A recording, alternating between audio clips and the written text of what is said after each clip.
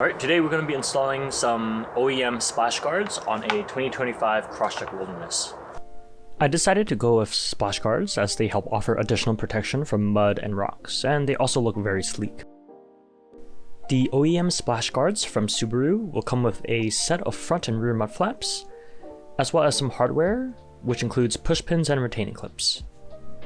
I'll be referencing the hardware as noted on the installation guide, which I've put a link into the description box below. For the front splash guards, we'll need 2 push pins labeled as F, 2 push pins labeled E, 4 retaining clips labeled I, and 4 screws labeled G.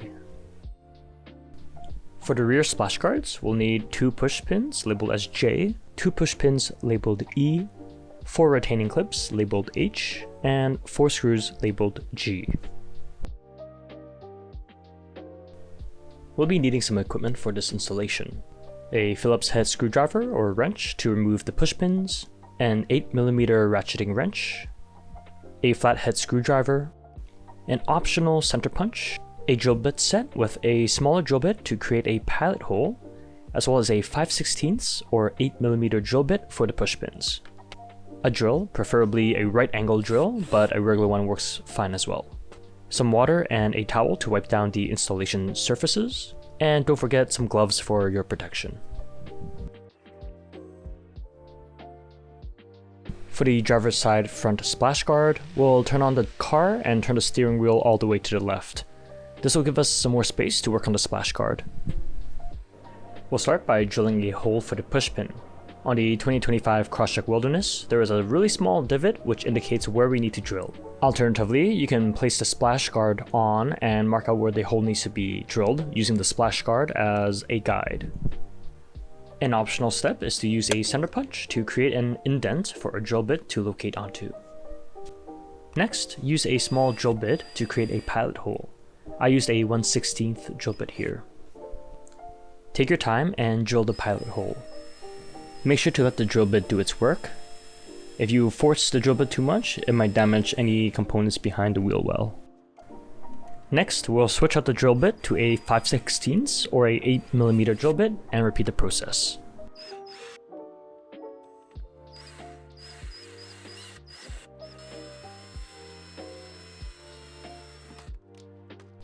Now, grab your Phillips head screwdriver or wrench. We'll be removing the 2 push pins on the front of the wheel well and 1 under the frame pointing towards the ground. Place the Phillips head bit into the push pin and turn counterclockwise to about 90 degrees. You may need to use another finger to hold the push pin from rotating.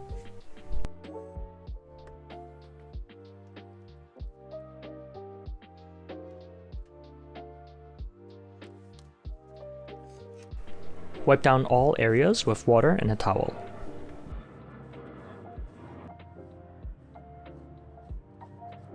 We'll be installing the retaining clips labeled as I.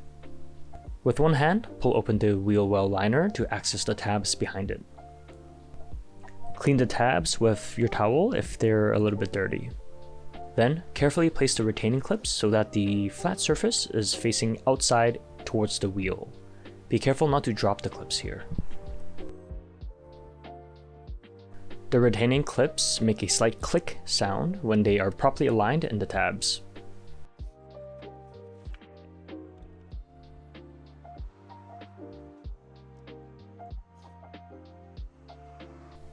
We'll first place a push pin labeled F to the bottom of the splash guard, ensuring that the splash guard stays aligned with the wheel arch.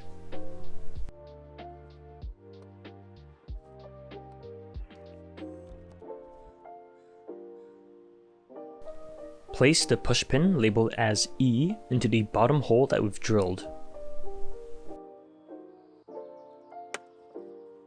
Finally, insert the 2 screws labeled as G. While installing these, apply pressure and push the splash guard upwards so that it sits flush with the exterior of the car. Use your 8mm ratcheting wrench to tighten the screws down. Ensure all hardware are fastened properly, and then we can move on to the rear splash guards. We'll start by cleaning off any dirt under the wheel well with a wet towel. The rear splash guards also require a hole to be drilled to insert a new push pin. Similar to the front, find a divot or use the splash guard as a guide to mark out the hole we need to drill. The process to drill is identical to what we've done in the front. Use a center punch to create an indent, then use a small drill bit to create a pilot hole, and then follow up with a 5/16 or a 8mm drill bit to create the final hole size for the push pin. With the new hole drilled, let's remove the push pin using a flathead screwdriver.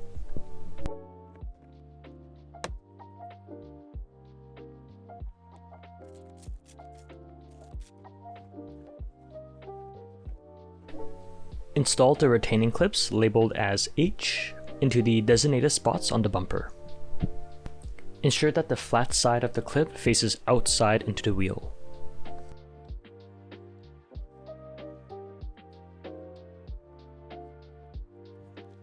Next, insert the larger push pin labeled as J to the outermost hole on the underside of the splash guard. The smaller push pin labeled E will go towards the center of the car. When inserting the push pins, make sure that you keep pressure on the splash guard to keep it aligned within the wheel well.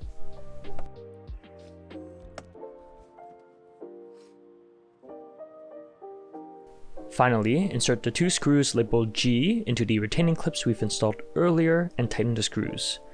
Make sure you hold the splash guard tight against the wheel well for this as well.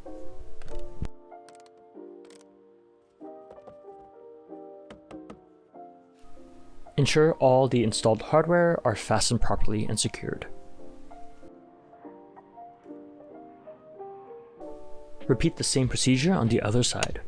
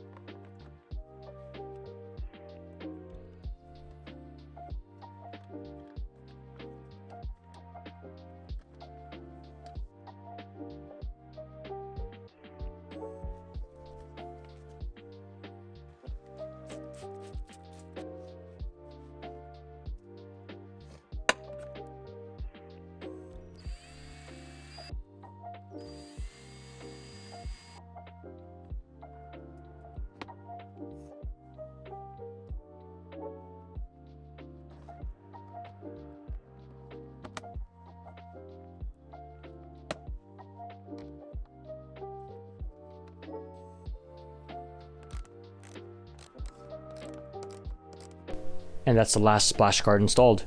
I think these splash guards fit very well with the Wilderness trim. I might consider going to mud flaps in the future, but comparatively, splash guards just don't reduce as much ground clearance and they also provide less drag on the highway, which won't affect your mileage as much. If you have any questions, please feel free to comment and I'll get right back to you. Thank you again and consider subscribing for more content.